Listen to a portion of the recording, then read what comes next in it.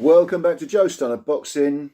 Sunday morning, cup of tea on the go. Let's talk about Jaron Boots Ennis and the very unfortunate Castillo Clayton, because this is Boots' is it 29th win, 27 knockouts. And Castillo Clayton from Nova Scotia, Canada, did not get out of the second round. Boots Ennis, another very, very impressive performance. He's such a big looking welterweight, only 24 years of age, which is 10 years younger than Castillo Clayton. Credit to Clayton for taking him on, but no, it was one-way traffic, to put it mildly. First 20 seconds was was a sort of battle for the jabs, and which was promptly won by Jaron Ennis. And the American, beautiful jab, real battering ram, stiff, hard, powerful, fast jab. After 20 seconds, Clayton, like I thought, blimey, you know, he covered up tight. Ennis was varying his punches from the body to the head, landed some really very, very impressive heavy punches. He doesn't seem to throw rangefinders or, you know, touch and punches. They've all got weight on them. So Clayton had his work cut out from like a minute in. In the third minute, some point in the third minute, Ennis decides to turn southpaw. I don't know why. Maybe he was just fancied a change.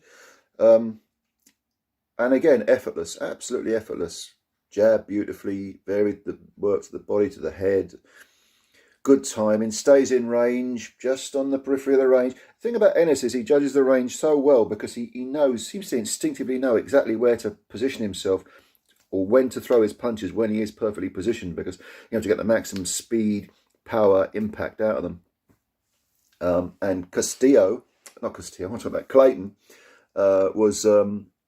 he was at a loss. He was out of ideas. Within the first round, he seemed to be out of ideas. It was more a case of, well, I'll hang in there and see what happens later on. The problem is, if you're not making your opponent fight at your fight, they can fight all night. And Ennis was so relaxed, sort of languid. But except when he fires his punches, suddenly he's on it, you know. Great instincts, just great skills all round. And Castillo Clayton isn't a bad fighter, because even though he's 34 and he's only, I think prior to this he had 19 wins and a draw. The draw was against Sergey Lipinets, and Lipinets had been stopped in 6 by Ennis. Apart from that draw with Lipinets, on Clayton's record, I didn't see many names. DeMarcus Corley, who was in his late 40s, there was a stoppage win, but Johan, who was it now? That wasn't Johan's. I was going to say it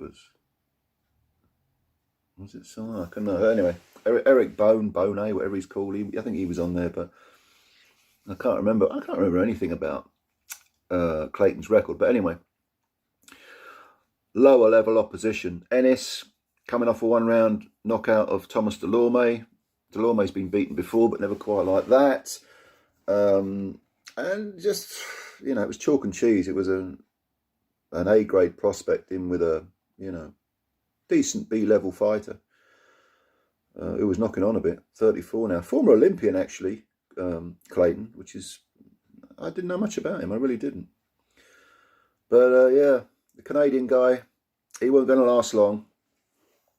So, yeah, like I say, first round, Clayton completely out of ideas. Ennis working the jab beautifully, hanging everything off the jab, varying the body work to the head, to the body.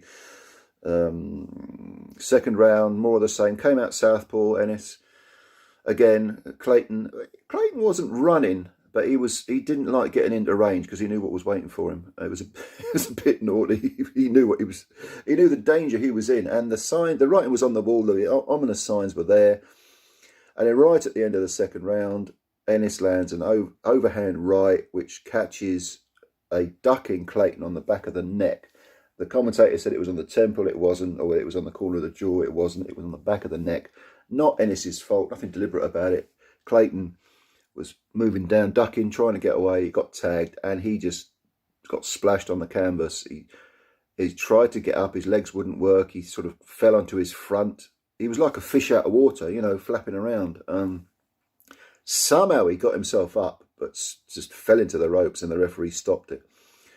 So it was just one punch that ended it. But this was another very, excuse me, Another very, very impressive performance by Jaron Boots Ennis. What a terrific fighter. And in the crowd was Errol Spence. They're part of the same PBC stable, but I don't think they'd fight. But my God, that'll be a good fight.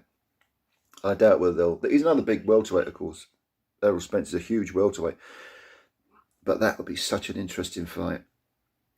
And Ennis against Crawford would be good. Would Ennis beat either Spence or Crawford?